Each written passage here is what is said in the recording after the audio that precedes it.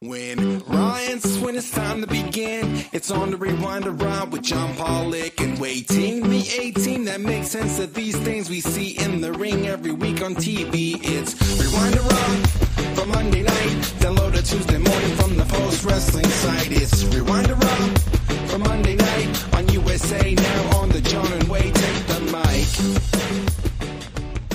Hello, everybody, and welcome to Rewind Raw. Back in Toronto, John Pollock and Wai Ting here with you on Monday night, coming out of tonight's show in Baltimore. How are you, Wai? Doing all right, John. Yeah, happy to be back. Lots to talk about. There's lots to talk about. It was a very busy weekend. There was a lot going on. How 24 hours removed, how was your trip to Cleveland? I quite enjoyed it. Yeah, we kind of spoke. I would say a good amount about it on Saturday at this point, but I think Cleveland was a city I kind of underestimated, and I actually had a much better time than I was expecting. I had a great time. It was a fun time to go down there. Lots of stuff to do in Cleveland. I am glad to be back home. It was quite the catch-up day for me today. Yeah, getting out of routine tends to do that. So.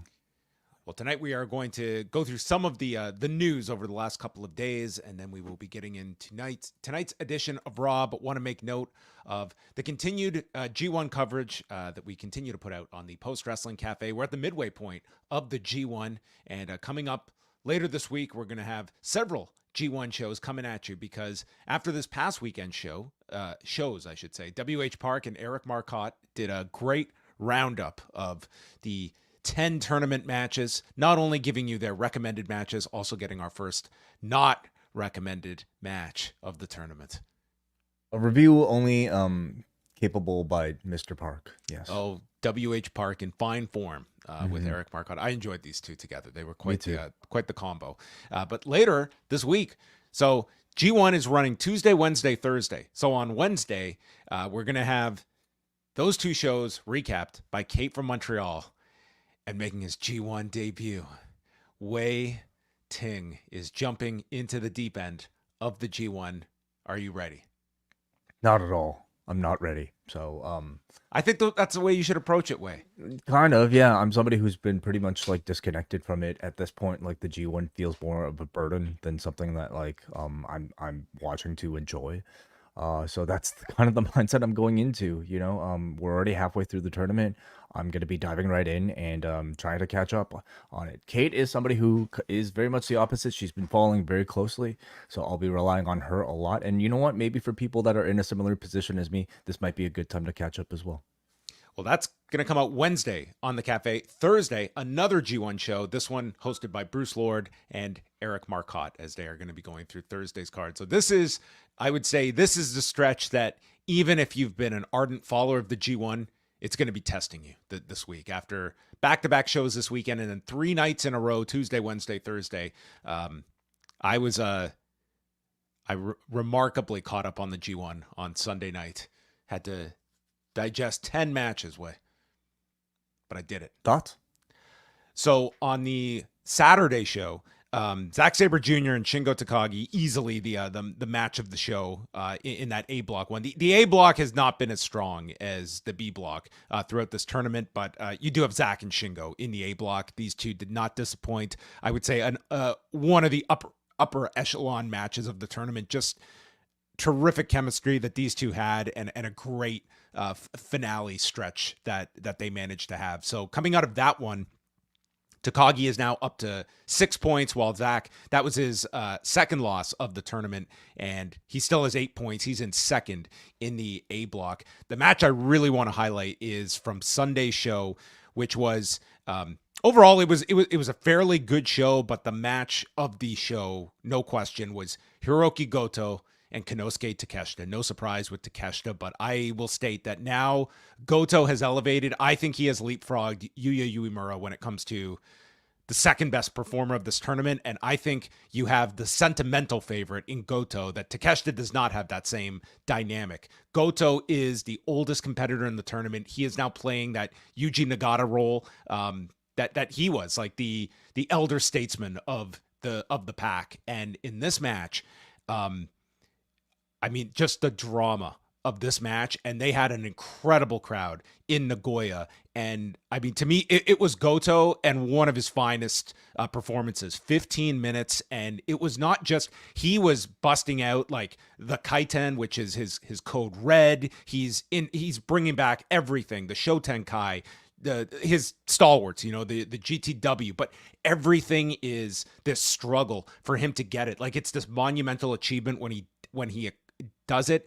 And when he hit this Shotenkai counter right before the finish, it was this near fall, and this place erupted thinking it was the end. And then they had this big struggle for the final GTR of the match of the tournament. This was the best match I've seen in the G1 this year. Takeshita is, I think, pretty solidly the performer of the tournament, but man, am I into Goto in this year's G1. I mean, I've always enjoyed his appearances in the G1. He's never that guy that's gotten his flowers. He's always like one of the afterthoughts that everyone just kind of takes for granted. And this year, with the elimination of so many prior names, he's kind of like this link to the past. And goddamn, could this guy just elicit such a dramatic response from this audience. And he's been doing it throughout this tournament, and this was at another level. So this highest of recommendations for this Goto Takeshita match that I think is the front runner for match of the tournament at the midway point. Oh, did you sorry about that. What's your rating for it? Oh man, this dude, like a friggin' Dunkin' Donuts extra large. Okay, you know how the portion sizes are so big in the US? This was a Dunkin' Donuts XL coffee. Okay, with oat milk. Okay, that's how strong this was. Yes, great match. Yeah, the tournament so far. So we're at the midway point, and I thought this would be fun. I went back. If you're doing your homework and you want to do some catch up, these are the match recommendations that our crack staff has recommended throughout the tournament. That comes with all of our match descriptions. So some matches worth highlighting from the first night on July 20th. Yota Tsuji against Konosuke Takeshita, Yuya Uemura against David Finlay, Hiroki Goto against Jeff Cobb, a lot of Goto appearing on this list. The second night, July 21st, Yota Tsuji versus David Finlay, Zack Sabre Jr. against Tetsuya Naito, Hiroki Goto against Yuya Uemura. Night 3, July the 23rd, we have Zack Sabre Jr. against Callum Newman, Jeff Cobb against Konosuke Takeshita. I don't expect you to watch all of these by Wednesday, but these are recommendations for people out there. Night 4, July 25th, Konosuke Takeshita against Yuya Uemura, Hanare against Finlay. Then we go to night 5, July 27th, one recommendation, Zack Sabre Jr. and Jake Lee. Maybe Jake Lee's only decent performance of the tournament so far. Jake Lee has been a big disappointment.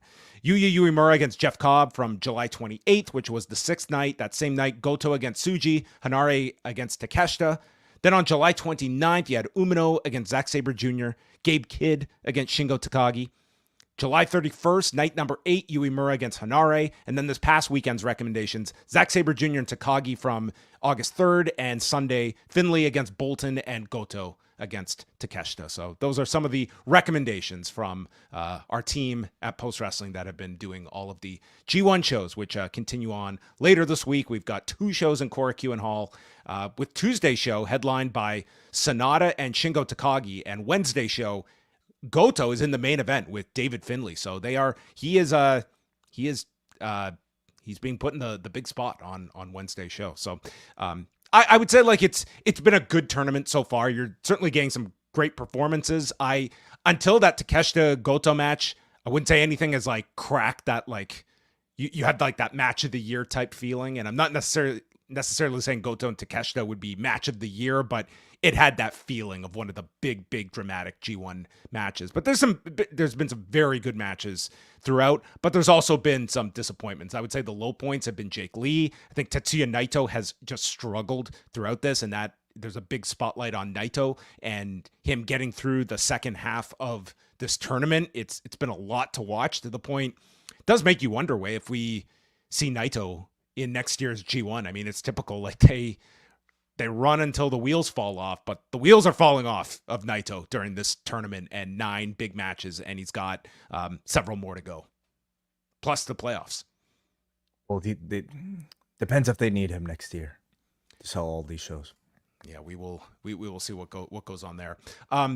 just coming out of the weekend, wait, what would you say were the big news items from this weekend that come to mind for you, especially as it relates to SummerSlam weekend? What did you think were? Are you talking about real news or storyline plot points? Either. What do you think were like the big things going on?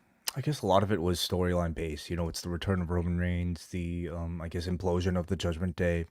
The culmination of a lot of like long-term stories that they built. Gunther winning the championship, I suppose. Yeah. Real world stories. Logan Paul. Yes, the Logan Paul controversy. Yep, I would say so. What else? I just want to say on the Logan Paul thing, like just kind of absorbing like just how much coverage that story has gotten. Like it kind of started from like I'm fairly certain Logan Paul was the first one to tweet about this with the Algerian boxer. But it is just like this has become just a political lightning rod now with like where it has gone. And there's been criticism of Logan Paul's statement after the fact where kind of walked it back. He acknowledged he spread misinformation, but so did everyone else online. There was no apology within that statement. And it's just interesting to look at the fact that, first of all, Paul Levesque was not asked about it at the press conference, but it's not just a performer that is tweeting about this when you figure the fact that this is also one of the major sponsors of UFC and WWE in terms of his company in Prime Energy that you're also attaching this to. And I could not imagine a Paul Levesque responding to defend Logan Paul in such a way. I don't think he'd throw him under the bus, but I don't think he would be having the response that, for instance, Dana White would have. I think that you would certainly see this. Like it's hard, like something like this is kind of right in the kind of laneway that you heard a lot of the stuff that would come out of Sean Strickland's mouth, for instance. And I know firsthand how Dana White would defend that. But it's a story that, as much as this has just been this gigantic story, it does not feel like WWE was kind of lumped into this, or TKO by extension, even though like Logan Paul is very tied in, obviously, to WWE and TKO as both his company as a major sponsor of theirs, but also as a front-facing figure on television. Sure. Yeah. I mean, I think part of that is because Logan Paul is such a big entity and a brand unto itself that WWE for him just feels more of a side hustle. And by in that regard, I guess I don't know how much people would even draw that association, expecting maybe WWE to take any sort of responsibility for it. Certainly, the people, nobody in the press conference felt that way, I guess, or at least people who had a chance to ask a question. I think if he were to be asked, Triple H would have probably kept it pretty apolitical, at least probably showed no hands about maybe how he might feel about the situation. So that's probably that. Yeah, in terms of the, I guess, biggest storyline wise, I mean, watching Raw tonight, it was very like they were pushing the hell out of Roman Reigns' return, appearing on SmackDown. Like if you missed SummerSlam and just watched tonight's Raw, that was obvious. Like that was the big story coming out of it. Like they aired so many promos for Roman. They were highlighting the 100 million social views his return attracted. Like that felt like the number one story, above Gunther winning the title, above CM Punk and Drew, above anything on the Raw side. Even the Judgment Day breakup was heavily focused on tonight, but I thought they did a very good job of just driving people to SmackDown and Roman Reigns feeling like the A1 number one star that is now back. Well, he is really like your A1 number one star, regardless of brand, other than the Rock, I suppose. But Roman is the guy that I think has he's been your main character for the better part of the past 3-4 years, really even more than that. So I it's good push for SmackDown. Gave you something to look forward to beyond, I think, all the major events that they already paid off here for Raw. One other story that didn't get to over the last couple of days, but this was very bizarre, as this whole UFC antitrust series of cases has been. So Dana White, who, I mean, has stated, I don't pay any attention to this suit. Well, he's paid a little bit of attention to it. He was interviewed by Kevin Iole over the weekend and stated that he feels this is getting personal between himself and Richard Boulware. And he says, this was his quote to Kevin Iole: "Let me say this. It's probably the only thing I've said since this whole thing's been going on. It's getting to a point now where this feels personal. I went to high school with this guy. Me and Lorenzo went to high school with him. I don't know what the hell me or Lorenzo did to him in high school, but this seems very, very personal. Yeah, we went to high school with this guy."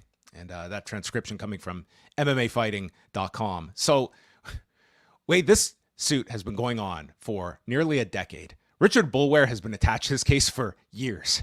And Dana White just casually drops, "Yeah, we went to high school together." So this became this whole story over the weekend. And reporter Mike Russell did uncover yearbook footage of the fact that, yes, Dana White, Lorenzo Fertitta, and Richard Boulware all went to Bishop Gorman High School in Las Vegas. Now, they were not in the same year. Richard Boulware was 2 years ahead of them. And there is no evidence that they ran in the same circles, that they had really anything going on in terms of any kind of link between them. But this is quite astounding that you have the fact that these guys all attended the same high school together.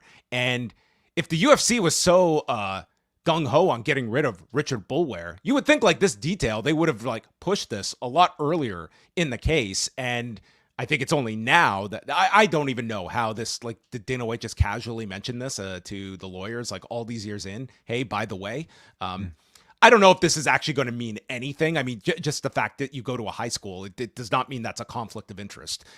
You would have to, I think, prove that there is some conflict here, which there does not appear to be any evidence of. But if you're the defendants, I'm sure they're going to try and push this, that the judge should recuse himself, because he is the barrier between a settlement. And you get rid of this judge, you might get a much more favorable judge who, yes, is just going to rubber stamp this settlement that both sides have agreed to. And if it comes down to a yearbook, this is just the most insane case. Yeah, maybe a movie could be made about it at some point. I mean, I don't know. Like in Vegas at that time, were there what was the population like, I suppose, and how many high schools were there? Could they just have, had limited options and therefore found themselves in the same school if you happen to live in Vegas of that generation? I don't know. Do you think anything will happen as a result of this discovery? My gut would say no. I find it astounding that like it's this many years into this case, and like if you were going to bring this up, I mean, it feels pretty disingenuous that this was not an issue for all these years. Dana White just woke up one day and remembered this. This could not have been too much of a problem. Maybe he didn't know until he found out from some other source. Well, then that is evidence that it really doesn't matter. If you didn't even remember that you went to high school with this guy, how could he have had a problem with you? How could there be any personal? How could this be personal if you didn't even know you went to high school with the guy? Or you've he just doesn't been sitting know why on this? He doesn't know why it would be. That's what he's saying, right? Well, I guess. Anyway, we'll see if this leads to anything. The next date to focus on is August 19th, when the parties are scheduled for a meeting. The trial for the Kung Lee case is scheduled for October 28th. Those are the dates to look upon. But all of this is it's a moving target to see if the sides come together, if they try to establish new terms of a settlement that meet the criteria for Richard Boulware, or if this story somehow gains any traction. I don't know if it's really going to be. It's more just a bizarre detail attached to a case that has come back from the dead over the past week. Also coming back from the dead was SmackDown on Friday, which was up 16% in the demo and up 6% in viewership from the prior week, going against the opening ceremonies of the Olympics. This Friday's show leading into SummerSlam did 2,179,000 viewers and a .60 in the demo, highest in 2 weeks. And the Olympic coverage on NBC, which aired from 8 till 11 Eastern, did 13.1 million viewers and a 2.29 rating in the demo. Giant numbers that NBC is having a lot of success with the Olympics. So SmackDown, this was still not a great SmackDown number, but it was up from the week prior. Rampage, on the other hand, got demolished, and it was also airing against the final hour of NBC's coverage, falling to the lowest viewership ever in Rampage's history, including episodes that aired out of the time slot. 209,000 viewers, down 32% from last week, and a 0.07 in the demo, which was down 28%. So lowest overall viewership ever, and ties with 2 other episodes, which were out of the time slot, for the lowest 18 to 49 audience ever for a show that was certainly not loaded up in any regard. You had the MXM collection against Private Party as the main event. There were a series of squashes and Wheeler Yuta and the Butcher. I would say even by Rampage standards, this was a pretty low name value show. And you were going against, I would state the Olympics would be the biggest effect here, but it was not a great number for Rampage. However, you also look at just the primetime numbers that Programming Insider lists.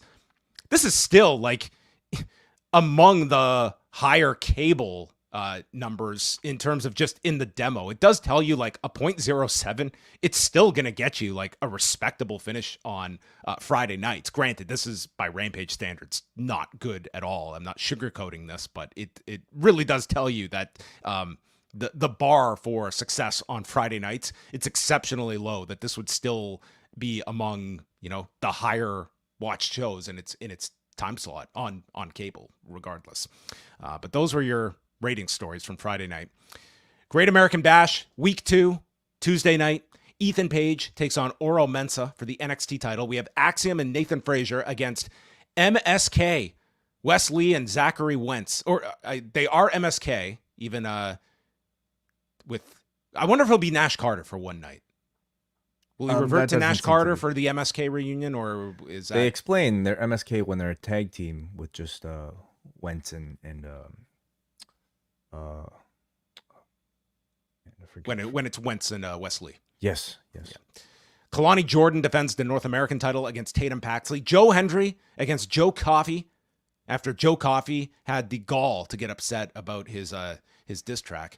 Trick Williams takes on Pete Dunne, and Ren Sinclair against Kendall Gray among the matches listed for Tuesday night, which Braden Davey will be covering Tuesday night. And the last thing is Dynamite on Wednesday night in Winston-Salem, North Carolina. We have an anything goes match between Jeff Jarrett and Bryan Danielson, where Ricky Steamboat is listed as the special guest, not the special guest referee. He's listed as special guest. So I imagine he's going to have a chair with his name on it that he's going to get to sit in at ringside. That would be my thought. And he'll probably play some role. I could see him getting involved. Yes. Mm-hmm. MJF against Kyle Fletcher for the American Championship after MJF's successful defense against Templario on Friday night. And Katsuyori Shibata, who noted on Collision that he has family from Winston-Salem, takes on Brian Keith. So hometown hero Katsuyori Shibata in Winston-Salem, North Carolina. Interesting. Okay. Yeah. So that is happening on Wednesday night. Are you ready for another packed week of pro wrestling, Way? Sure. It never ends. Yes, I am. Yes. Are you ready? No, I'm never ready. I had to watch so much stuff on Sunday night. It was my brain was just on it felt like it was just falling apart by the end of it. I needed a break from wrestling. Do you still enjoy it at that point? I really enjoyed that Goto Takeshita match. That woke me up. I enjoyed that. When it's good, I love it. So, I hope for many more of those in the week to come. Watch, you're gonna get like the 2 best shows of the whole tournament, like just like barn burners. You just swoop in and out.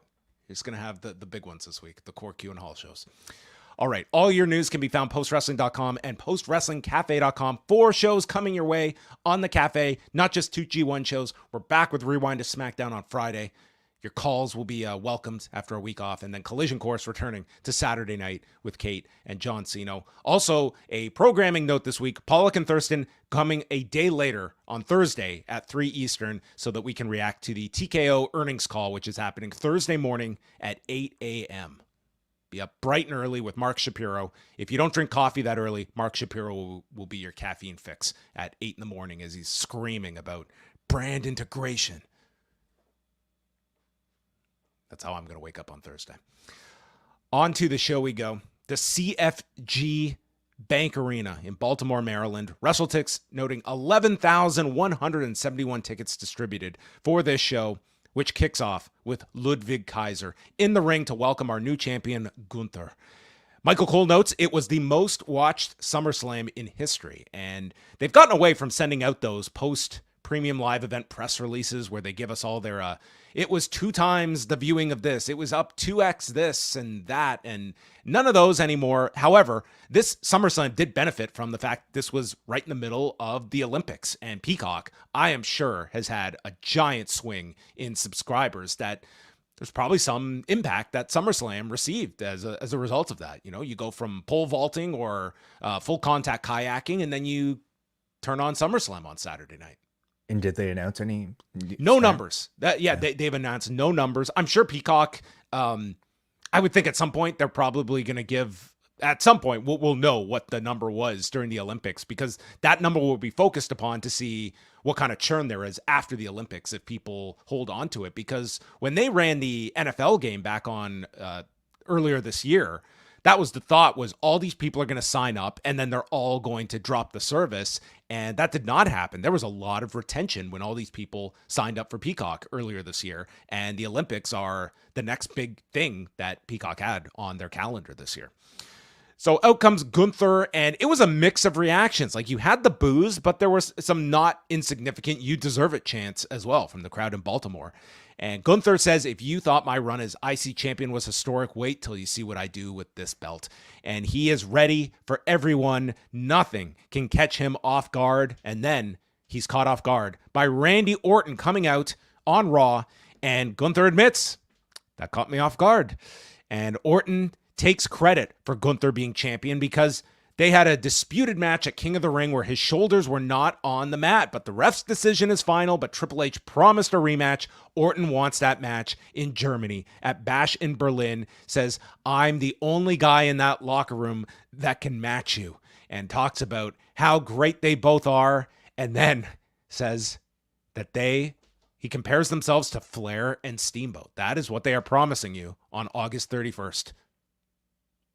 Flair and Steamboat, 35 years later. A modern equivalent. Yeah, so take that, special guest. Maybe they'll have a special guest in Germany. They'll have the other equation. So Gunther says, all of that is true, and it's a stain on his record not pinning Randy Orton at King of the Ring.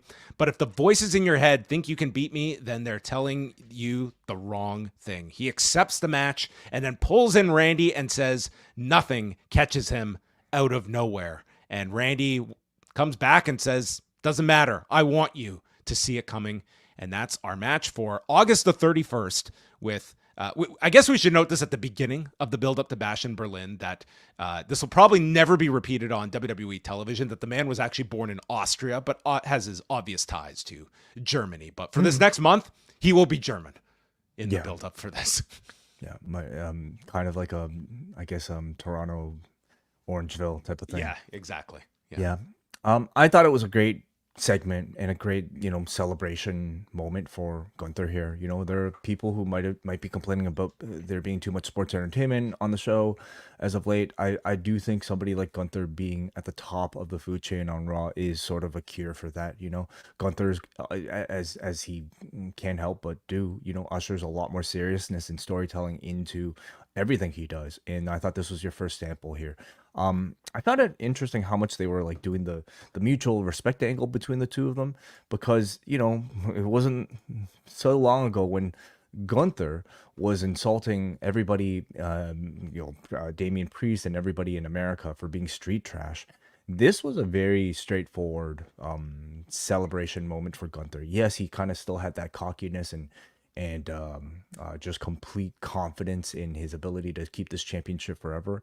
But he really didn't do anything to insult the crowd, did nothing that felt like anti-American. Orton came out here talking about how good the belt looks on him. No Kaiser to come here to attack Orton from behind. And it makes me wonder if they're just doing all of this to set up what will undoubtedly be a big babyface reaction for Gunther in Germany.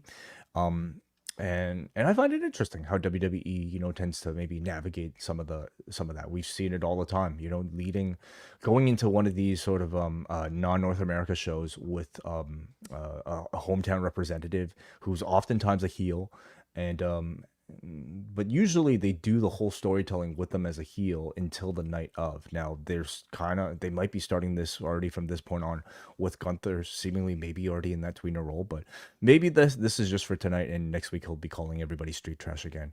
I think Randy is the perfect first defense for Gunther. I mean, the controversy coming out of the King of the Ring is still top of mind for a lot of people.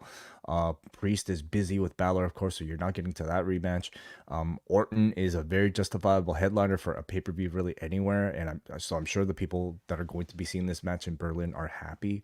And now this time, rather than just having it take place in the finals of the King of the Ring, they actually get a bit of time to tell a bit of story. So I'm curious to see if they continue pushing this as a double babyface feud, because I really don't see Berlin booing either guy in this match.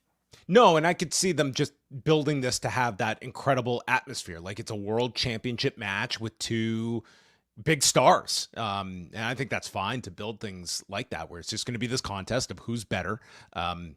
Yeah, we'll see if they stick to this, because that was my takeaway too, the way that they positioned Gunther here as, almost deferring to Randy Orton as his equal. Perhaps some begrudging respect for the fact this man was never homeless. Oh, we know. That we're aware of, yes. Yeah. I mean, I think that is his, that's the kryptonite he sees in certain individuals like Damian Priest. So, yep, that was our segment. And we failed to mention off the top, commercial-free first hour on Sci-Fi. So they are really trying to, this was already going to be, I think even on Sci-Fi, I thought they were going to do a strong number, but they're going to have the bonus of this commercial-free. We'll see how, I think this is really going to test the ceiling of what a Raw can do on Sci-Fi, coming off SummerSlam, adding the commercial-free angle to things. And how did you feel the first 60 minutes went by? Did you feel it a bit of there were quite a lot of video packages in this too? Yeah. I tend to think the show's better with commercials, actually, like especially during portions of the match where they're clearly like pacing it the same as if it had commercials. Like people go to the outside, they do a big move, and rather than just cut away to a commercial break, they keep the frame on, and the content of the match is not necessarily good enough to justify being on camera for most of the time. So I almost rather that they go to commercial break so that we don't have to suffer through the commercials later on in the show, which you got a lot of on this one. Jackie Redmond is with Sheamus, who calls Kaiser a human Ken doll, but he also has his sights on Pete Dunne, and the young guys are trying to make a name off him, and he welcomes it and gives away his game plan. He's going after Ludwig Kaiser's recently injured ribs. So that's our first match of the show, and I thought they had a really strong match here. Great pace between these two. Very hard-hitting match. Sheamus took a bump before. This was funny because Sheamus is hitting him with these chops, and then Kaiser's supposed to attack the knee of Sheamus, but Sheamus went to take the bump before the drop kick connected. So we had Sheamus just basically falling in midair, and then Kaiser had to complete the drop kick. So then Kaiser plays possum, holding his ribs on the floor, but that sets up a cheap shot onto Sheamus. And Kaiser tries his own version of the 10 beats, gets stopped with a clothesline, and Sheamus is absorbing chops, strikes back, and just walloping Kaiser. Hits a Irish curse followed by the white noise and applies the cloverleaf. Sheamus gets snapped with his throat on the top rope, goes to the 10 beats, and then is hit to the floor. When Pete Dunne appears, tries to hit him with the shillelagh, misses and hits the post, and Dunne gets drilled with a knee into the ring. Sheamus goes, and after an enziguri, comes back with a knee strike and brogue kick, pinning Kaiser. Big pop for the finish in 11 minutes and 20 seconds as Pete Dunne's interference gets thwarted. Mm-hmm. Yeah, Pete Dunne, who was on NXT and finally gave us an explanation for why he's been so pissed off. I almost felt like it was worth. I mean, he's working an ankle on NXT as well, but I almost felt it was worth either playing on Raw or playing a different version of it on Raw, because I would say a lot more people are watching this version of the story, of his story, rather than the NXT one. But we got an explanation. He's really pissed off that he was with Sheamus, and the most he got out of it was a stupid name. It's the name. It's the name. That's why he's so angry. Yeah, this was a good match here with Kaiser. He can't get upset at the person who came up with the stupid name. So Sheamus in storyline, Sheamus is the one who named it Butch. Yeah, probably made him bark as well. Chairman of the board, Sheamus. Yeah, I thought this was a good match. Sheamus, I think, has been having an excellent run. In this return, I will say I think his movement and like flexibility, especially like in the neck, is starting to show signs of wear. And I don't think it's that controversial to say, for a guy like working this style at his age. But I think his work ethic and babyface appeal are stronger than ever. And in many ways, like it has been for like a Tanahashi, for instance.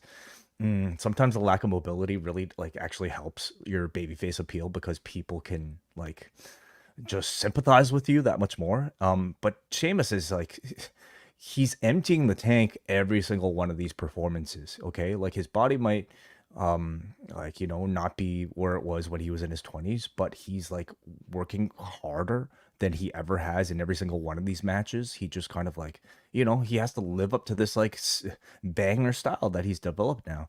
And I would say that's really helped him move into like this beloved veteran phase of his career. I was a bit surprised to see like Kaiser lose clean his first match back, even with like Pete Dunne helping him here. But I could see this being the type of booking where like Kaiser loses this, but eventually gets the big win on Sheamus, and maybe like does a bit more damage to Sheamus coming out of it. So we'll see where that goes. But the focus is Dunne versus Sheamus coming out of this. I almost wonder if we're going to see something like linking Kaiser with Dunne in this whole thing. Like, I think those two would be stronger together, perhaps. It was interesting to see like Kaiser introduced Gunther, but was kind of that whole segment. He wasn't in the ring. He was kind of just off, I guess, on the floor or something, just waiting for the segment to end for his own match. Yeah, pretty much. Just hiding. Then we had our first of several Wyatt Sicks videos throughout the night, and this video notes that it was 11 years ago in Baltimore when the Wyatt family made their main roster debut on July 8th of 2013, and here we are 11 years later where they will make their in-ring debut in the same city. This video being voiced by Bo Dallas and featuring clips of the old Wyatt family and mixing it in with the new version. Right, yeah. So a bit of added sentimentality for Baltimore. Damian Priest storms to the ring and he calls out Finn Balor, wants to fight right now, and when he doesn't come out, calls him a coward and says that Balor knows where he comes from, knows his story, and I had usually been on my own until I found the Judgment Day, and it was a chance for me to be part of something. But then, at my documentary premiere on Saturday, I heard what the fans had to say about me, and it turns out my family just got a lot bigger. And it's you, the people. The crowd's like, yeah, we're your family, man.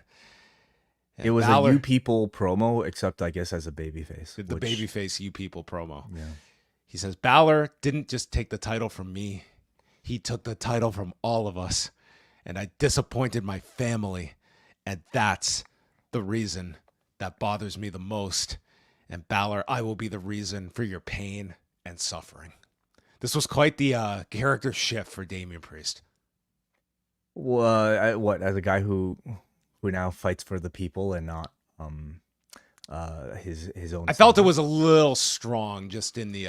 Well, you weren't at the documentary premiere, John. That so is you true. have no That is idea true. Obviously, this was like a life-changing screening.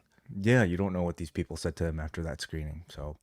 I mean, listen, they have to push this guy now as a babyface, and I maybe just the promo did verge on like corniness, with the whole You People stuff. You're I'm my sorry, family but he now. also looks like he's like flying to the ring here with his wings. That's the intent, isn't it? This is, yeah, okay. Yes. Anyway, so but I thought the delivery was really strong. Like I think his promo has been maybe the most criticized part of his game up until this point. I think by the end here, he managed to really figure it out. You know, like his aggression sounds really strong. I mean, I think he was trying to go with like the laid back Scott Hall thing for quite a while. I much prefer this guy with something to be angry about and revenge to get. And you can hear the passion in his voice. I thought it sounded authentic. I thought it sounded very good. Um, my family member, Damian Priest, making me proud.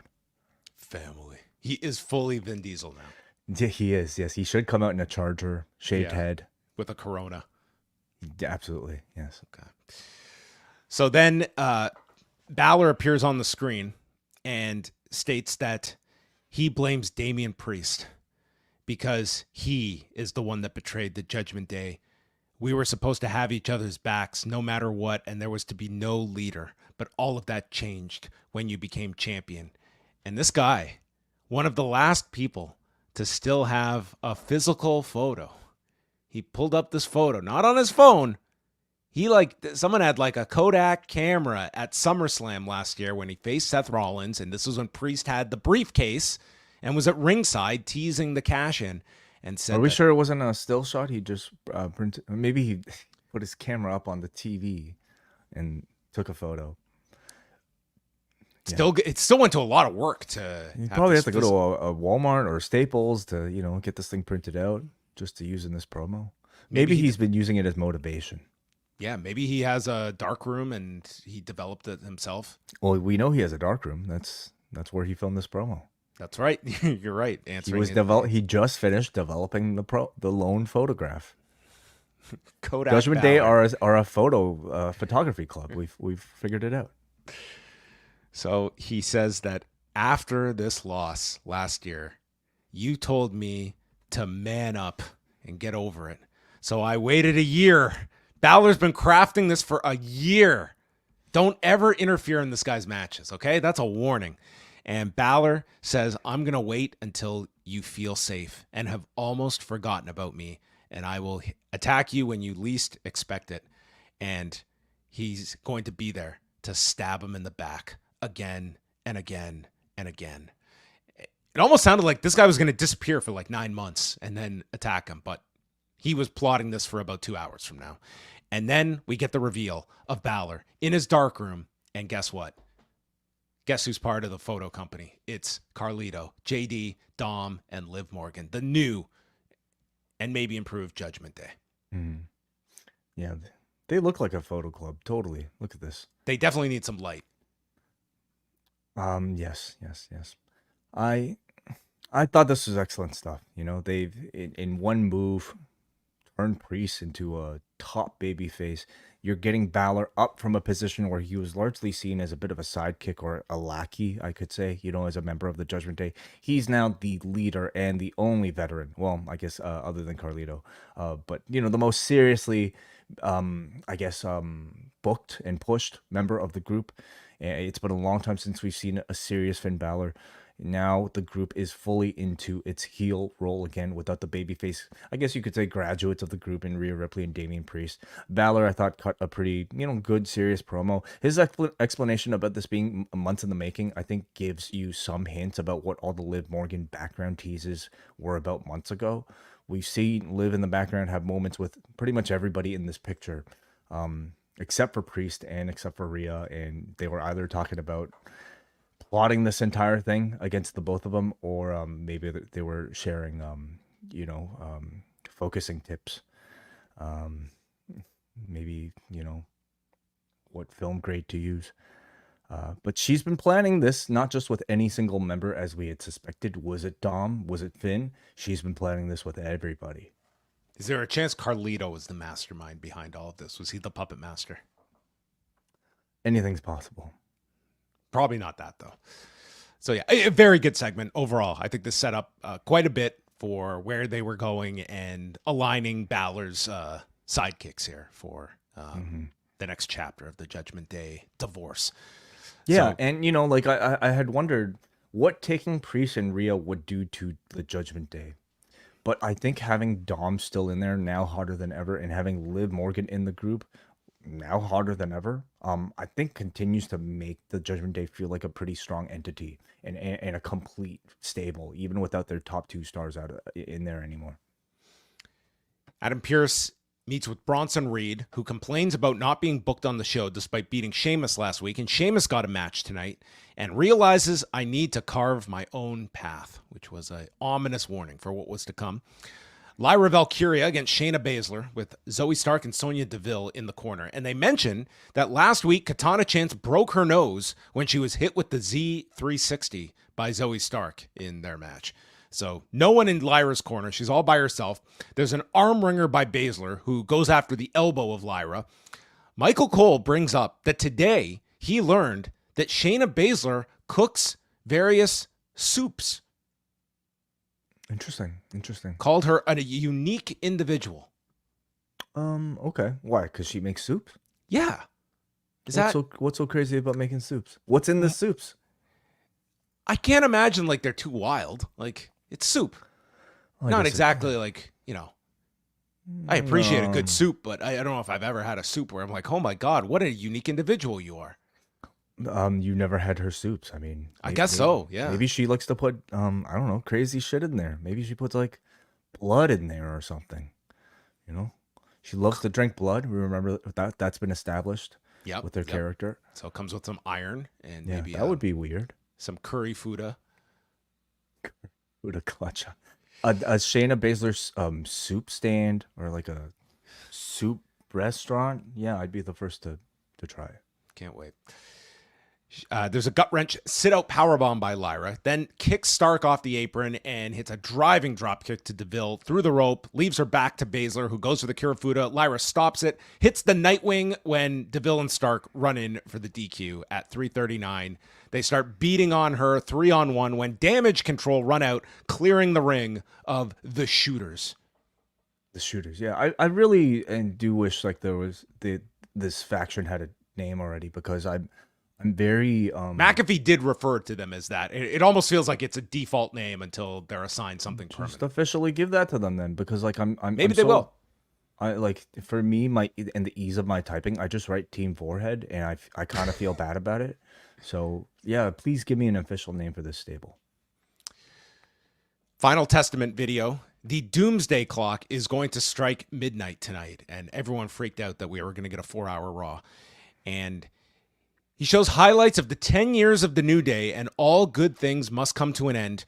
But they didn't have to be this way for Xavier Woods. Kofi Kingston became his own man, but Woods was too afraid to become his own man. Tonight, we will witness the death of the New Day. Okay, interesting. We'll see if we do. Yeah. Great reaction there by Paul Ellering, as always. Contributing his part. Yeah, like, this guy has to fly all the way here. I mean, for that matter, like Scarlett as well. They fly here, get dressed. I'm sure enjoy some soups and catering, then just like have to pose for this, and that's kind of it. It's a trios team that is represented by 5 people. Well, as I've said in the past, this is a stable of 5 members, 3 of which essentially are managers. Okay, it's really a tag team with 3 managers. That's what the Final Testament are. Who I feel in AOP have about 1 TV match a month. Mm-hmm. Yeah. It's an interesting group. The Creeds are with Ivy Nile, and Maxine walks up and says, "Hey, Ivy, what the hell? We haven't talked for weeks, and your guys have been destroying Otis and Tozawa." And Ivy's like, "Oh, they're just, it's Julius and Brutus. Come on." Gable walks in and says, "Maxine offers nothing of value to you, Ivy," and tells Maxine to leave them alone. You can even keep the Alpha Academy name.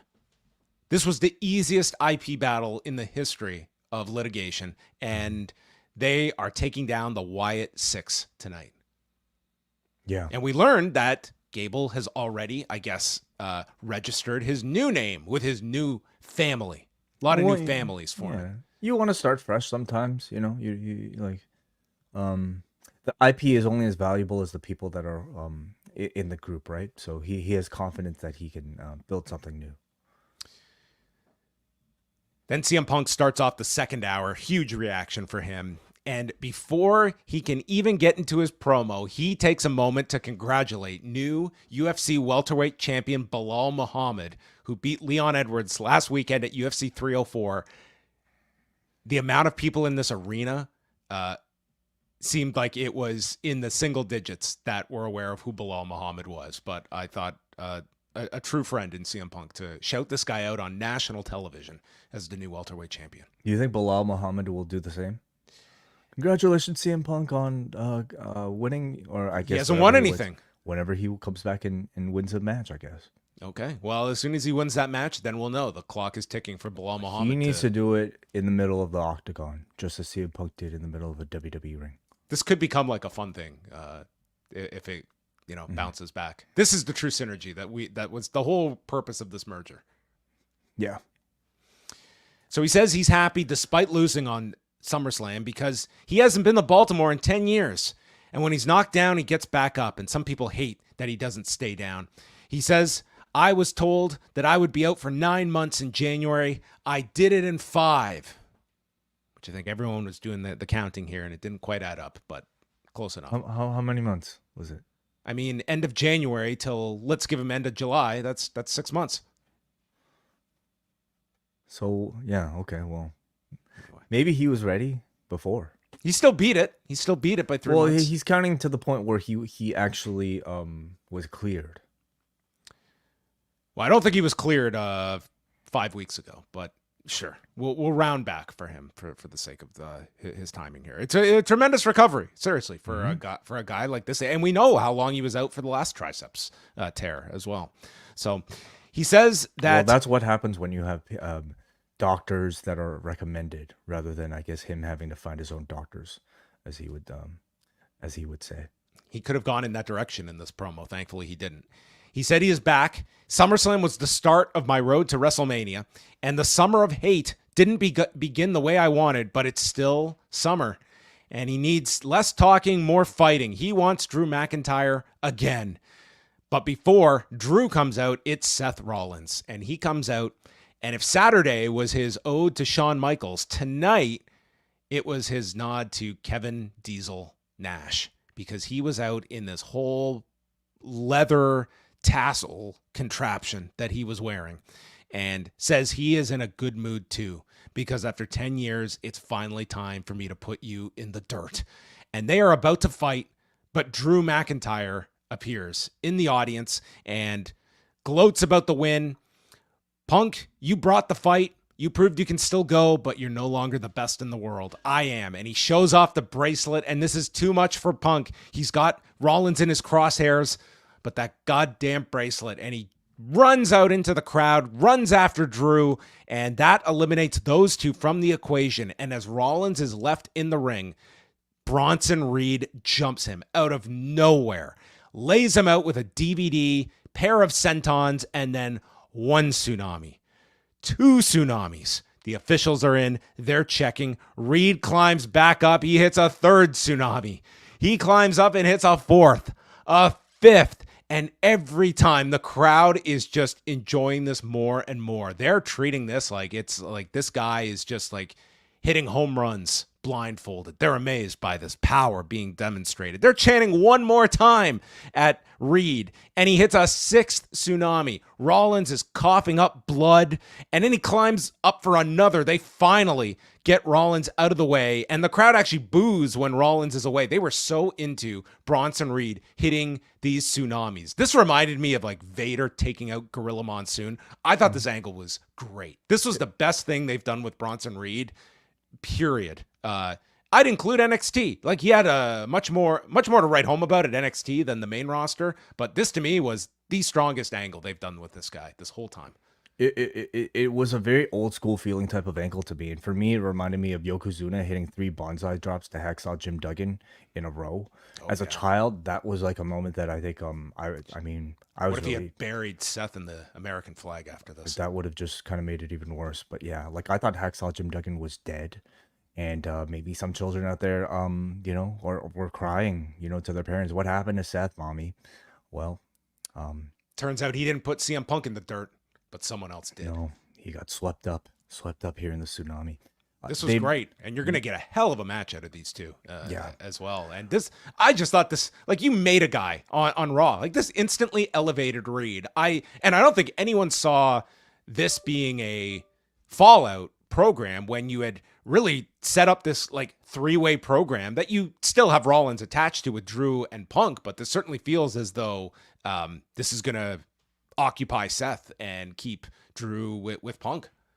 Totally. I think they've done such a great job of simultaneously building both Rollins and Punk and Drew and Punk at the same time here coming out of SummerSlam. I think there was some criticism I saw from people talking about how Seth just kind of felt a bit like shoved into what should have been a grudge match between Drew and Punk.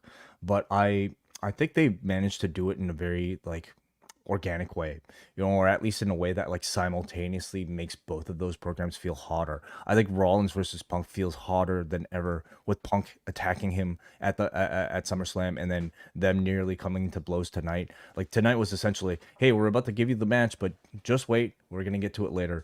And the sort of get to it later is Drew versus Punk, which is hotter than ever after the result on Saturday. So Punk has two simultaneous very strong programs right now that are like both being built up really well. And I love the struggle on Punk's face as Drew was showing off the bracelet and like Punk was locking eyes with Seth because he was about to engage in this brawl. But Punk, you could see the struggle in his face as he was trying to ignore Drew. And it's almost as if, like, for CM Punk, anything to do with the bracelet, it causes an involuntary reaction that his body just can't physically ignore, and he has to take his attention away from it, and he has to get that bracelet because he's that obsessed. I love that sort of like flaw for especially a babyface here. And then, of course, you got Bronson Reed being added into this whole thing in about, I think, as magnificent of a way as you could want for somebody who up until this point has been pretty much a forgotten mid-carder, but he's got a really over finisher, and they emphasize that to times 100 here. They do something that they do really rarely, and that's have him spam a finisher over and over and over and again to the 5. That was rare. Now this scenario. It did start to feel pretty ridiculous with all these people in the ring here. Okay, when Hacksaw Jim Duggan took 3 bonsai drops from Yokozuna, there weren't like 10 people in the ring there who could have gotten him out of the way. Seth had these 10 people that were just standing there when you had every opportunity. I would say after the 3rd tsunami, okay, you kind of know what this guy's going to be doing. Maybe let's roll this dude out of the ring, or at least out of position from, where this man could dive. But it's like, he's getting to the top rope. We can't do anything. Let's just, all we could do is wave our hands. Anyway, it doesn't matter. Got a great reaction, put the finisher over strongly, and finally gave Reed this like identifiable, memorable moment in his career that I think he's been lacking ever since he's been called up. And he immediately gets shot up there to have a feud with one of the top baby faces in the entire company. Yeah, I think it's often a mistake when they like, it's like the adage of why 10 chair shots when you could get the effectiveness out of one that's really sold great. And they really love to do the over and over and over again. And I typically feel it's diminishing returns. I did not feel that in this one because this audience got more and more intense with each successive one. I think I think Rollins, you really need to have him sell this significantly, to really establish this tsunami. I just thought this was a great angle to get Reed up and running to a big spot for whenever this match is done. And the audience, they loved it. Not exactly sympathetic towards Seth Rollins for this, but they were just loving the chaos of it all and watching a 350-pound dude jump off the top turnbuckle 6 times. Yeah, I liked it. Let's see what the follow-up is. Jackie is with Adam Pearce reacting to the attack and asks for an update on Seth Rollins. This had literally happened a minute ago. And Pearce is like, I think it's a little early for that. He's going to be going to the hospital and he's going to be treated for internal bleeding. And then Punk is in the back and he's searching for Drew McIntyre. Pearce somehow, between the last segment and now, has removed Drew McIntyre from the arena. So, guy worked quick. He found Drew, who had been chased by this man, got him out of the arena, and this was all in the span of like 3 minutes. So, man, work quick. And that was the end of Drew and Punk for tonight, but certainly feels as though they're going to run that one back. And my God, what a polarizing match for people on Saturday. This has become a heavily debated match, and looks like they'll probably run this one back, maybe in Germany. Maybe in Germany, I could see them even pausing it. And what's the next one? Is it SummerSlam? After what? Oh, Bad Blood. I could see Bad Blood being the space for that as well. That's a long time. That's October. That's like half a triceps recovery. They went 6 months, or they went 8 months before they got to their match. Kofi Kingston and Xavier Woods against AOP. We have New Day dressed as Ninja Turtles for this new action figure line, with Roman Reigns dressed as Shredder for these action figures. You would have thought they could maybe license Kevin Nash to play Shredder. How many would they sell, I wonder? Probably plenty. Maybe a few less. Yeah, so this is okay, that's Shredder Reigns. Mm-hmm. And the New Day were who were they? Donatello and Michelangelo, I think they were representing tonight. Donatello and Michelangelo, yes. Mm-hmm. Look at that. So after the commercial break, Woods and Razor are in, and Woods is attacking with super kicks and hits a missile drop kick. Kingston hits this insane trust fall to the floor, almost overshot Akam going into the barricade, and then carrying across cheap shots Woods, knocking him off the turnbuckle, and then Odyssey Jones runs down the aisle wearing a New Day shirt and attacks Karrion Kross, sends him over the barricade. Pat McAfee, probably speaking for many people, who's that? And this leads to Xavier Woods with a small package victory, pinning Razor at 6:55. And then AOP are double teaming Woods. So Jones fights off both men, and he's kind of just doing these big man spots. But then all of a sudden, he lifts these two guys. And AOP, these are not small men. They bounce these two like some of those payments for World Entertainment Superstars, whatever that promotion was that they were going to run. And he drops these two, and then Karrion Kross runs into this extended black hole slam. This was some super impressive strength that they exuded from Odyssey Jones. And we'll get to the backstage follow-up, but Odyssey Jones, veteran of 2 drafts where he was drafted to Raw. Looks like this one's going to stick. A 2-year veteran of the main roster, or at least 1.5. This guy has not wrestled since March. Yeah, well, it's his first TV appearance, I guess. At least on the main roster, since he was called up in 2023. That draft, I don't think he appeared once on Raw after that draft. Yeah. And he was redrafted this year. Did he even appear on Raw, or was he drawn? No, I don't think so. Off air. Yeah. So, I think you're always happy when they find something for somebody, rather than I'm sure maybe they were considering cutting him at some point, but this is the role now up until this point. Okay. So the beatdown, I think was really well done. Got some great reactions for this double sidewalk slam. He looked very impressive, just, using his size and doing a lot of big power moves. Now the resulting photo of him, and the suggestion of him being the third member of the New Day, was definitely mixed with, I think. Did you notice how Kofi instructed him to fix his shirt so people could see? Sure, yeah, and to look at the hard camera. I think he maybe needed some more time in the PC to learn that one. But there was going to be more to tell with this story, which was very interesting. JD McDonagh does a promo. He has a match with Damian Priest today and said his favorite part of SummerSlam was Priest realizing what Balor had done when he saw the replay. And he got arrogant. He was blinded by the betrayal. And I sacrificed my body to keep you on top. You never wanted me in the Judgment Day, but I'm the one guy that Finn Balor would listen to above you. So he's implying Priest was always jealous of JD.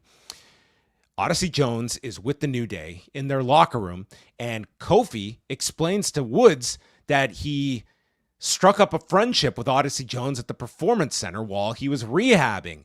And Xavier Woods is caught off guard by this. He did not know Odyssey Jones was going to show up, and he did not know about this new friendship of Kofi's and the idea that Kofi is bringing this guy into the group and never consulted Xavier Woods. Right. Yes.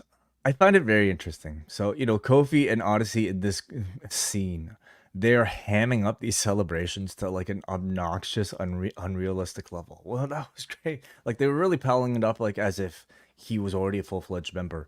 And Woods kind of plays the rest of us who find something a bit odd about this entire scene. And listen, anybody who's going to step Jones. Anybody who's going to step into this Big E role is going to be met with it's going to be awkward. It's like it's replacing it's going to be more awkward than replacing the original two members of Destiny's Child, which really wasn't. Guys, we're going to call him Big O. That's his name. We used to call him Big O down in the PC. Yeah. So, I mean, if this was an old regime, it would have actually happened. Okay. Here's Leaf Cassidy as a member of the New Rockers, and let's just pretend nothing else ever happened. Or what is it? Lance Von Erich, like this is the Lance We're Von going to Erich. call him Bigger E. Sure. He's bigger. Yeah. But Woods is kind of coming in here, and he's here to remind us that, hey, everybody, yes, there is something really odd about this picture. And he's kind of giving a reaction that the rest of us are giving. Like, what is this? And I find it fascinating because even though it seems like they might be done with the Final Testament now, they are continuing with the tease of a potential Woods and Kofi breakup through Odyssey Jones. What a weird connection. Dude, this photo is awesome. This still photo tells you everything. Yeah. So I'm fascinated. I'm fascinated because, okay, the Final Testament thing has been a complete flop, in my opinion. They've really not done anything to, I think, make me that much more interested. But they have. Cross planted the seeds of distrust. This was the whole plan. That's it. This is why Nakamura turned and AJ turned, and now what? This is you don't get to these crescendos without watering the plant, Way, and he was the water that has led to this garden of profitability for this money program. He is a genius. Karrion Kross is really the mastermind behind the WWE, I would say. But I'm enjoying this direction. Again, this could completely derail coming off of this, but I think this is promising. I want to see this tension being built between Woods and Kofi through the addition of this Big E replacement. And hopefully it means an eventual role for Big E that I think they're really saving up for.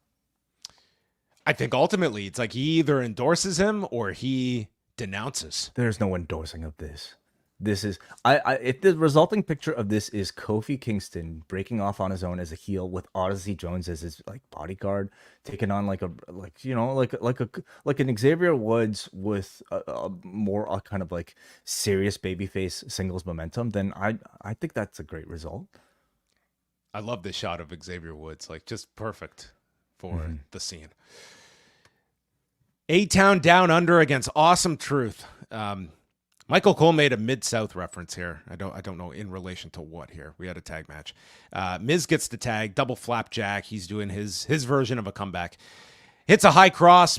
Truth tags himself in, so when Miz hits the high cross, he's not the legal man. He's a little frustrated. Truth then grabs Theory on his shoulders, swings him, and knocks Miz to the floor.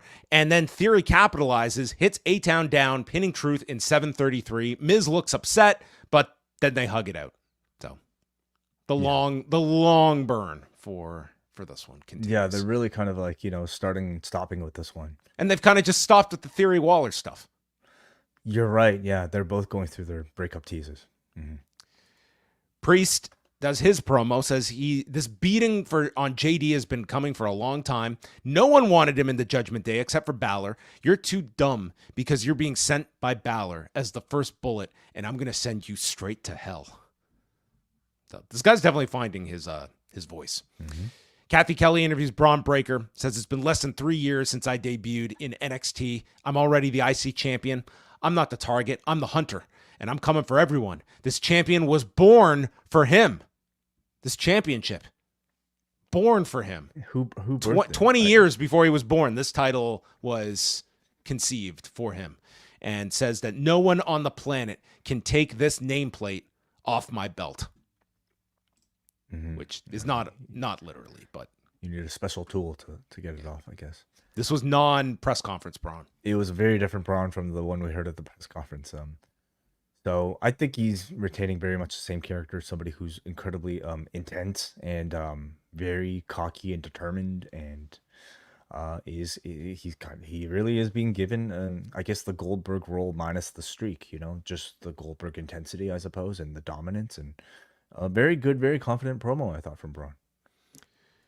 JD McDonagh with Carlito in his corner against Damian Priest. A lot of heat for JD, and he's getting chance. And Michael Cole noting the karate expert, Damian Priest, attacking with kicks. And then JD slides off the shoulders, runs Priest into the post, and a big tope suicida sets up the break.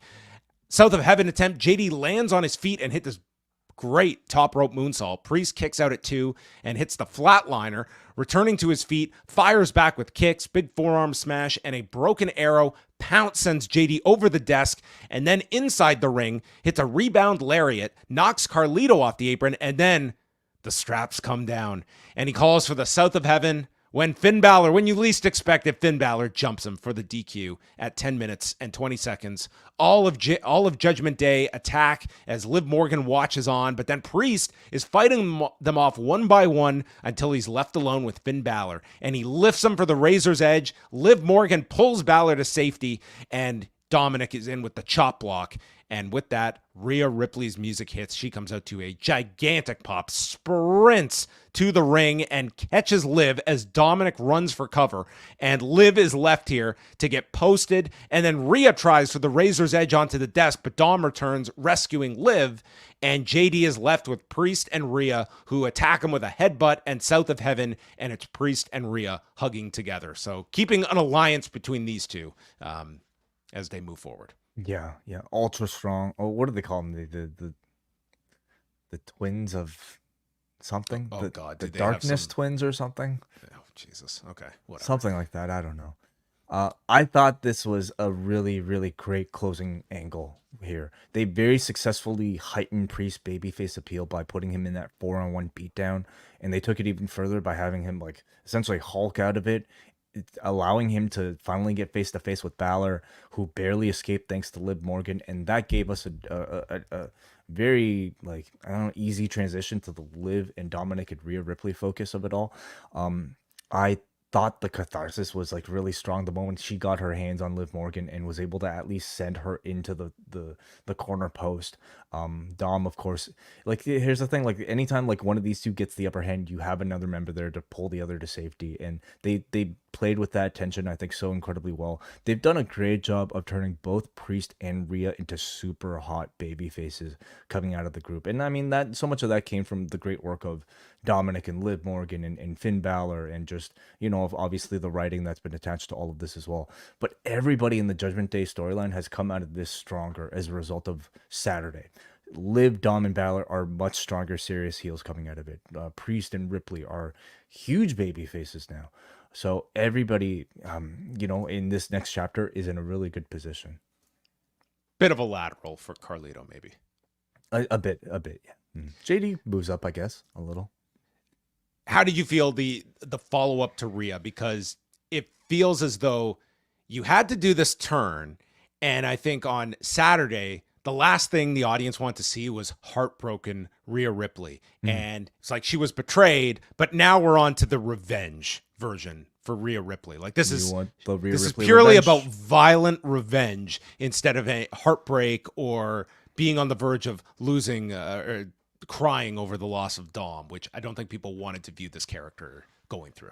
Yeah, you want the Rhea Ripley revenge tour, right?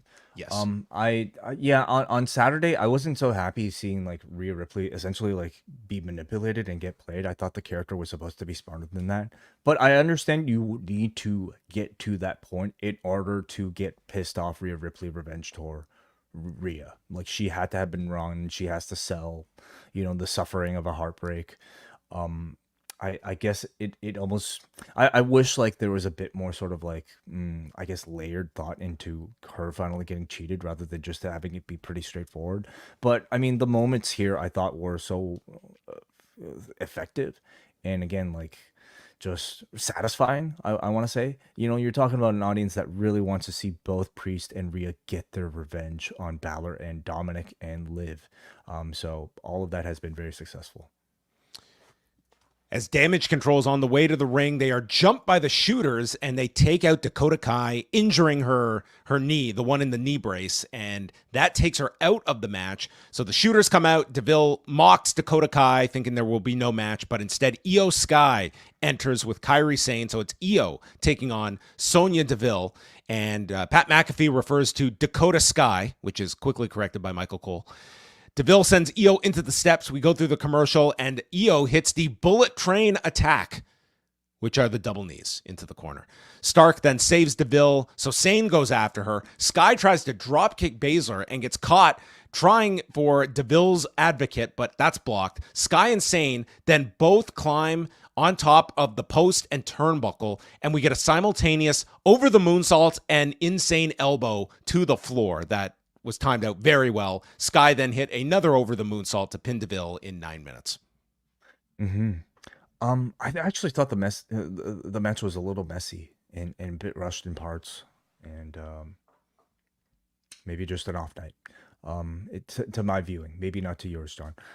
I also think Damage Control's babyface turn has been really poorly communicated, and at this point, I think we could safely say they are babyfaces. They wrestled as babyfaces here. They came out for the save in the earlier match as babyfaces, and the shooters are heels. So I think they are supposed to be babyfaces in this feud, but I don't think they've done anything to create like much reason for the audience to cheer them beyond, I think, our supposed dislike of Sonya Deville and her team.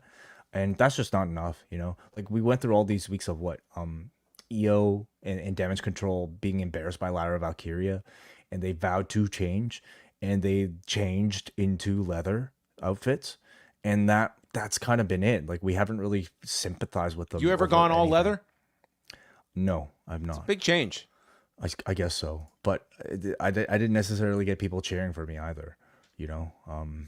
So... like this has really just been an outfit change and really not much more story, I guess, to get people to want to cheer for Damage Control. So I also don't think Shayna and the rest of the team are that strong as heels yet. So some work to be done, in my opinion, for all this. Yeah. Yeah, the match didn't stand out to me in like a solid way either. I mean, the big spot was the elbow moonsault combo, but there was like this late in the show. I mean, it was tough being in the third hour as well for this crowd that I think by this point they were ready for. The big focus was this Wyatt's match that was coming up that the whole show was built toward. We had a brief appearance of Ilya Dragunov giving a pep talk to Sami Zayn after his loss, and Zayn says, "Thank you, Ilya. You'll make a fine champion one day." And I was just tired at this point, and I started envisioning Ilya Dragunov and Friends do Cleveland. I mean, the Ilya Dragunov comedy show would be something else, of him just screaming. I'd love that. That vein just popping off. Jey Uso walks in, says Sammy's got to pick himself up. You'll get your rematch with Braun. And Zayn says, I already talked to Adam Pearce. I'm getting my rematch next week. I'm like, so what was this guy sulking about with Ilya? Did he not tell Ilya this as well? Well, he did have like concern that this isn't going to be like the last time where he could just like fight back and win the championship back, you know? So I think he's trying to convey that he is concerned about Braun, even though like he's owed a rematch. Jay says, well, you can win the title back, and then we've got unfinished business with Judgment Day, and you're going to become a double champion. And Sammy's like, oh yeah, wins and losses matter now, so we could get a title shot, even though it's been multiple weeks since we beat the tag champions in a non-title match. Great reminder. Pretty much, yeah. So Roman is back. He's doing his thing on SmackDown. We've got Sami and Jay reuniting here. Like they're definitely, you know, playing a bit of a long game with what we're suspecting to be an original Bloodline reunion. So did you see Jay got the old Brock Lesnar eat, sleep, yeet? I did see it. Yeah. You like it? These were top sellers. I ordered 10 weekend. Tonight. Yeah. Did you get your yeet glasses? No, but dude, I saw so much Jey Uso merchandise this weekend. Guy wasn't even on the card, and he was like the most popular person in Cleveland. Mm-hmm. Mm-hmm. Another Wyatt video, this one on Huskus, Joe Gacy, and it's Bo Dallas voicing, they thought they could control you. They locked you away. Open your heart to the man in the woods. And again, these ones really hit with like Eric Rowan and Bo Dallas, and the others have really not been anywhere near that level. They're like just They're there because they have to have a video for every guy. I guess I feel you could have added some substance to these, like just something. But the problem is they need to be believable. And because the other two are so attached to real life, you're right. Like he's probably got some trauma in his life. Everyone's got something. It's just just something, and you can accentuate it as well. Like these are just. So here, I think we're supposed to infer that keeping him locked up means what? Like not debuting him on the main roster? Being in NXT? I don't know. Yeah. We held off on you for this main event gimmick that we had in mind. Yeah. Gable and the Creeds are doing a walk and talk in the back. They have a message for the Wyatts. This is his new family, and we're sending you back to the freak show of a swamp you came from, and they are American made. Mm-hmm. Oh, man, I was waiting for like a remix of American Males here. Oh, they were so close. Changed one letter. We could have brought back that Jimmy Hart classic. Oh, dude, American Males. The clap above their heads. Well, they could bring back the other Jimmy Hart classic. They could bring back American Made as well. Oh, yeah. Matching singlets here, and looking very stoic here. Look at this little goatee on Brutus there. Brutus is I love it. Fashionista. Yeah. Brutus Creed. Next week on the show in Austin, Texas, Braun Breaker against Sami Zayn in a 2 out of 3 falls match for the Intercontinental title, and Kairi Sane and IYO SKY against Shayna Baszler and Zoe Stark in a #1 contenders match. I love that these women's tag titles, we have to have an eliminator bout to determine. There's just such a backlog of challengers that may the best team win to deserve this tag title match that Lash Legend and Jakara Jackson just competed for. We'll find out. Which team of the 2-team challengers will earn that prestigious title shot? All right, main event, Chad Gable and the Creeds against, we've got Joe Gacy as Huskus, Dexter Lumis as Mercy the Buzzard, and I guess that leaves Eric Rowan as the Rabbit. Is that who he is? Eric Rowan is the Rabbit. Yes, correct. Okay. Yeah. And Bo Dallas just has a ringside seat in the chair. We have all the smoke surrounding the ring as the Wyatts charge, and Creed. So I think we should talk about this like before even the match. You know, I'm very curious to see like how they would set decorate, I guess, for these matches, because of course it's been one of the most controversial elements of all of Bray Wyatt's in-ring gimmicks is the lighting, the Mountain Dew lighting. None of that stuff. Like we had smoke, but no mirrors. Yeah, exactly. They kept it very straightforward. You could see everything. It was typical lighting. The only sort of mystical element was dry ice, I believe, coming from the rocking chair of Bo Dallas. Which did get a "This Is Awesome" chant before they even locked up. This Baltimore crowd was just amazed by this. Well, they love the entrance. I guess they were chanting "This is awesome" and just the moment of the match. But you think they were cheering for the dry ice? I think it was the dry ice. Maybe, I'm sure. Maybe they don't have that in Baltimore. They don't have dry ice. Do you know the last time Dexter Lumis had a match? 2023, when Odyssey Jones was drafted. May of 2023 was the last time this guy wrestled. Okay. Well, enough time to grow that hair long. That was it. So the Wyatts are in control early. I was very interested to see how this match was going to flow, and it was a lot of the Wyatts on offense for the beginning, and the Creeds just bumping around for them. And they go to break, they come back, and each one of American Made take turns with moonsaults on Gacy as they have the heat, and then Gacy does his handspring into a double lariat, tags Rowan, and Rowan comes in, and man, this guy gets cheered, and he cleans house, and then after a baseball slide drop kick, he does a tribute to Brody Lee that it seemed everyone got here, and they were just so into Eric Rowan here. And I thought the guy looked really good for the brief time that he was in this. There's a twisting slam to Gable, and the Creeds make the save. The crowd was so upset that they broke up the cover. And Dexter Lumis, who seems to... It's like this guy is playing a... 260-pound version of Darby Allin. He like climbs to the top and he hits this crazy seated splash to the floor. It looked like, hey guys, catch me if you can. If not, I'll just bump my ass on the floor as he comes down.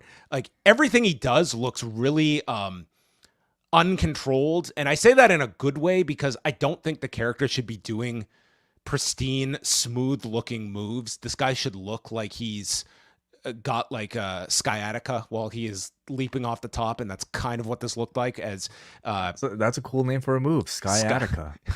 the sky high Attica. Gacy and Loomis hit Uranagis to the Creeds on the desk. Gable turns into an eliminator. Shout out to the Great O'Khan from Rowan. And then Gacy powerbombs Loomis on top of Gable, and Loomis hits the sciatica splash off the top, pinning Gable. Interesting, Gable, the one to take the fall in 11 minutes and 3 seconds. And the post-match just sees the 5 of them enter the middle, do their pose, with Bo yelling, "We're here," as the show goes off.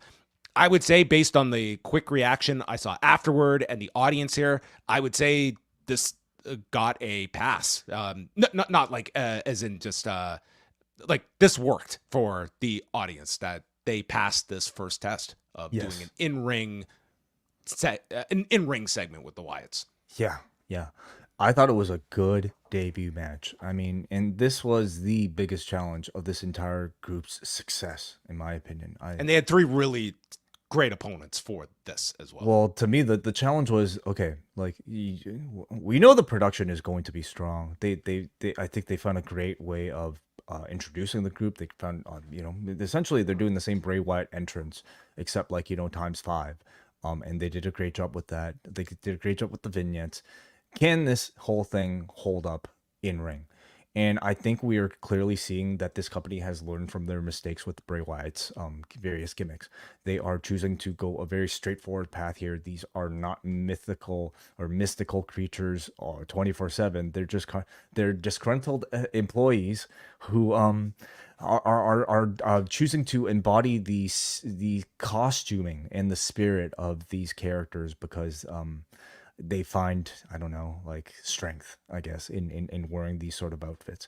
And it allows these guys to just essentially wrestle a straightforward match without these masks. They wrestled, I would say, a very like fan-friendly babyface style here, doing like interesting fan-friendly moves. Dexter Lumis being power bombed onto people worked really well.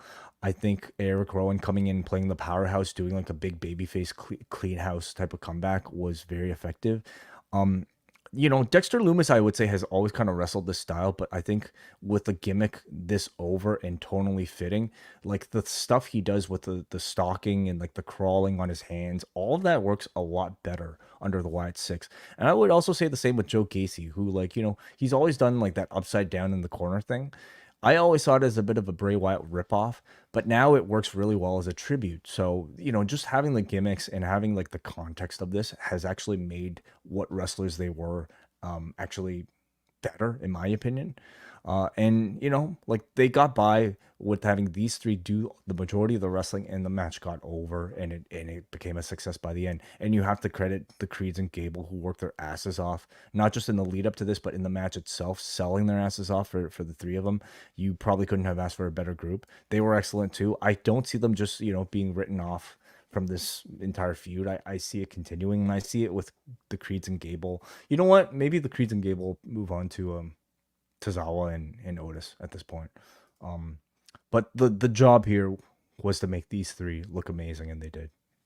Do you see them like making it a special occasion when you do build to a match for the Wyatts? Like, do you imagine that these become like weekly occurrences of involving any of the 5 really in matches? I mean, it's something where I think you want to be able to bottle the enthusiasm of a Wyatt Sicks kind of presentation as long as you can, while it's novel to people, as opposed to just becoming another part of the show. And there's going to be like, I think overall, like they did this, I think everyone knew like the pitfalls of this group. And so far, I think people have been, optimistic with this presentation of them, that they have been avoiding a lot of the potholes of the past that they inevitably fell into.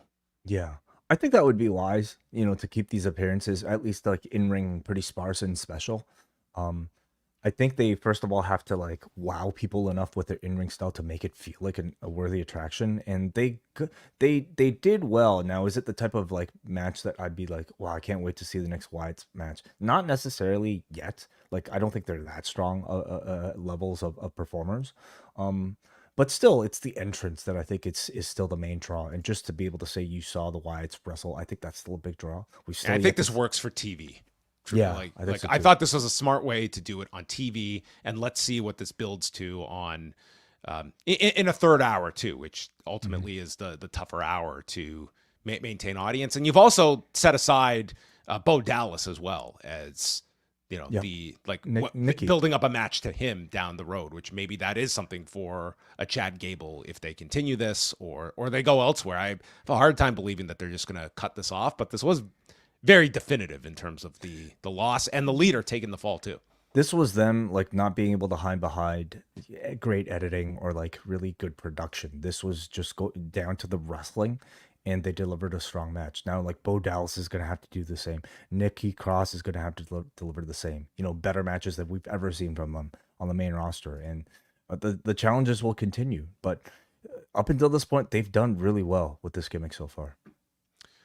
So there you go. That was Raw coming out of SummerSlam. How did you assess this show way coming off of the show on Saturday and the follow-up to what was a very big storyline progressing event on Saturday and leading people to Monday?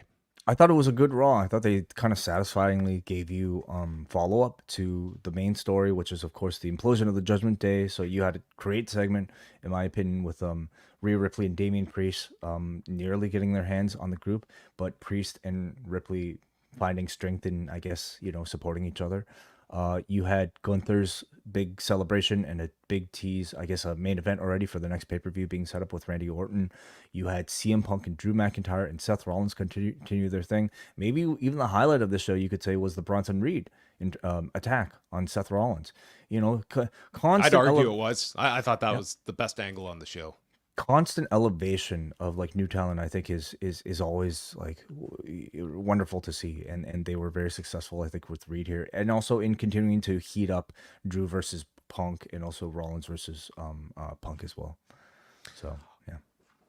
Well, it's not just about our opinions. We want to hear from yours as well, as we are going to go to the super chats and the forum. Yeah, let's go to some super chats here. We got one from Jake from the Windy City. Thank you, as always, Jake, for the support. He sends $5 to say, successful debut for the Wyatt Sicks tonight. Rowan was intimidating. Best he's looked in a while. Loomis looked motivated as well. I hope this goes far. I think Eric Rowan has, I think he quietly improved quite a bit over these last number of years. I mean, he's 42 now. It's not like your career is over at 42, but I think he works well in like a multi-man setting. But I thought his hot tag was great. I really enjoyed the Brody Lee spot that was thrown in there as well. Like, he certainly held up his end in this whole thing as well. Probably celebrating with a glass of wine. Yes, very, very well said. Jumanji Hunter sends $5. Thank you, Jumanji. He says, hi, John. Do you think they intentionally kept you out of the press conference and we got no Thurston question? I mean, we addressed this on Saturday. I mean, I shared what I was told, that it came down to numbers, and that's the reason I was given. Like, I would need some kind of proof to know that. And there is none. There's none you could have. It's up to them who they let in, and up to them who they grant questions, and we won't know the reason for it. All right. Thank you very much for that. Let's go to Tom. Tom O'Hagan simply sends $5 to support. Thank you very much, Tom, for that. So thank you all you guys who are watching us live, and those of you especially who sent in super chats. Let's go to the forum, and Manny writes in, someone passed me the tissues. What a main event it was. Everything a Bray Wyatt fan such as myself could ask for. A really great episode of Raw tonight. The Bronson Reed segment was fantastic. The continuation of the Punk and Drew feud. Damian Priest feeling like a main eventer. I really hope that this kind of momentum keeps up on the SmackDown side of things. Let's go up next to Brian in New Jersey. This was one of the better post-pay-per-view Raws I can remember seeing in years. Monstrous reactions for Priest and Ripley versus Balor's Judgment Day. Bronson Reed's procession of tsunamis to Seth Rollins, and the main event, a straightforward match with no magic or spooky lighting that the crowd loved. So I'd say the Wyatt Sicks are off to a good start match-wise. It's nice to see Reed occupy Rollins' time, if only until Berlin or whenever Punk and or Drew are available to fight Rollins. Nice brief showcase for Odyssey Jones, and I'm curious how that story plays out, as someone outright replacing Big E could make for some real drama between Kofi and Woods, though I see Big E tweet in approval of Jones' debut. Interesting. Okay. Muggin is next, a strong Fallout episode that did a lot to reset the board for Berlin. Any belly aching about the brand split became a moot point when Randy Orton showed up, as it paid off what happened in Saudi Arabia. Gunther and Orton 2 is a great choice to headline Bash in Berlin. Randy wants world title number 15, and Gunther wants to erase the sole asterisk on his path to the title. Bronson Reed got made in one night, and him against Rollins should be for Berlin. Not sold on Odyssey Jones being the Wish.com version of Big E.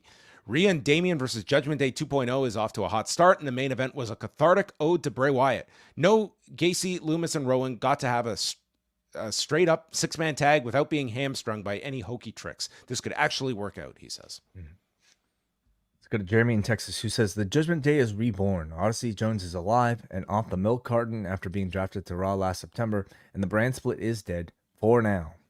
I guess in the case of Randy Orton and Gunther, yes, but their excuse is that it was inconclusive following King of the Ring. So I think audiences can accept that. And then you have Theory and Waller taking on R-Truth, which, yeah, is a cross-brand match. But, you know. Who cares? Yeah. Like, it's like, if you have an Doesn't idea, you can throw them. I don't think it's some hard and fast rule. I think people are just accustomed to it. If there's a story that makes sense, they're gonna throw guys on either show. I mean, it happens all the time. And Jeremy says, I'm glad the brand split didn't handicap WWE from making the Orton Gunther match. Who could they have actually gone to on Raw? Maybe Rollins, maybe a Priest rematch, but Orton Gunther feels like a good main event for that show. It'll be interesting to see what they do with Cody for Germany. Maybe a tag match to put him on the show? Yeah, maybe. Who would have picked Bronson Reed as the heat magnet coming out of tonight's show? A big surprise and big program for the big man with Rollins. For Reed to elevate himself, does he need to get a win? I mean, they put him over so strong here. I would hate for. I think that would be the way to go here. Like, Rollins should go into this match like extremely compromised from this. Like, this should be a massive injury he is selling, even if it's 4 weeks from now, whenever they're going to do this match. It's like, I didn't even realize this till we were discussing it over the weekend, that like since Mania, Seth has done the one match, which was Money in the Bank, and that's it. Oh, he's probably even though he was a backup, I guess, for Punk, he probably. Yeah. I guess maybe he's still. And from an angle perspective, like, he should not be wrestling until this Bronson match, which you would think is the pay-per-view, if not like, and it should be weeks away. Like, he should not be wrestling anytime soon to sell this. And like you mentioned, because of the injury, I think Rollins can afford the loss. He can come back and beat Reed for it, but I think it's really important to establish Reed right now by giving him a big win. And it gives you a reason, like, you've dangled Rollins and Punk, and you know it's this match everyone wants to get to, but now there's another thing that are keeping them apart, and you could get a pay-per-view or two out of Reed and Rollins. Yeah. Last one is Ani, who writes in a great episode of Raw. Lots of interesting new directions. I thought between a good in-ring promo and an excellent backstage promo, this was the best I've ever seen Damian Priest on the mic. Rhea also felt like an enormous babyface.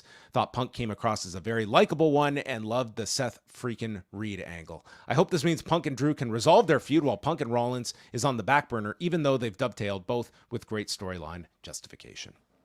I mean, they have certainly done a great job of introducing these matches that they've dangled in front of you, pulled them back, but are hopeful in keeping the desire for it and paying it off, which I think this audience has more of a faith in things being paid off for down the road than from a generation prior, where things could just be totally forgotten and never referenced again.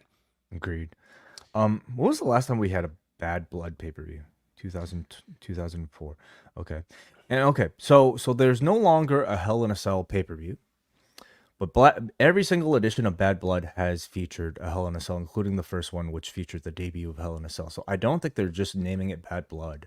It's also the anniversary of the very first Hell in a Cell as well. Right. Yeah. So we just did SummerSlam 1997. Somebody made this joke on Saturday. They're just running through 97. Who are they getting to replicate Bad Blood 1997? Oh God! And then Survivor Series is in Canada. Well, no Canadians in that feud, at least. That we're aware of. But I am expecting a Hell in a Cell match for Bad Blood after the Berlin pay-per-view. What feud do you think could be could take up that spot? Punk and Drew makes a lot of sense if you're gonna hold it off that long. That's the one that jumps out now. Sometimes Priest and Balor, perhaps by that point. Liv and Rhea. Rhea and Liv, I was gonna say. I mean, it's very possible you get 2 matches on there that they would do a men's and women's as well. So I mean, you're certainly simmering the programs that would make the logical sense. Like that was always the thing that Levesque had stated was, instead of being in this trap where, well, it's October, we have to do Hell in a Cell, it was the program justifies the Hell in a Cell. Which is funny because they kind of do have that now with War Games every year, is that like that is now the time of the year for War Games. However, this year you also like you can work backwards. You know this is coming, so you don't have to be a slave to this. Oh, well, it's this month. It's like, in a prior regime, it was like, okay, well, we have a pay-per-view in 4 weeks. Well, now you know 6 months, you know a year out when your pay-per-view calendar is, and you can work backwards. And I think everyone knows that War Games, they'll have something very big to pay off at that pay-per-view. Yeah, I don't think like the stipulation was ever really the stipulation pay-per-views were never really the problem. It's the fact that they didn't do the work to get to the match. Seems like they are now. And I would say the same for Bad Blood if Hell in a Cell is the expectation, because you have a number of feuds that are heading towards rematch territory that could really benefit from that gimmick. All right, there you go, everybody. A big edition of Raw following a big edition of SummerSlam. And heads up that Tuesday night, Braden and Davey are coming your way with Up Next. And then on Wednesday, Wai Ting and Kate from Montreal will have a G1 Climax for you up at postwrestlingcafe.com. Jump on board, get all of the remaining G1 podcasts, and you can go back and listen to the first time all of our previous shows that are up there. And then again, Thursday will be Pollock and Thurston and plenty more. All shows can be seen on the schedule at postwrestling.com. That's going to wrap it up for us. Thank you for your super chats. Thank you for your feedback, and we will speak with you many more times this week.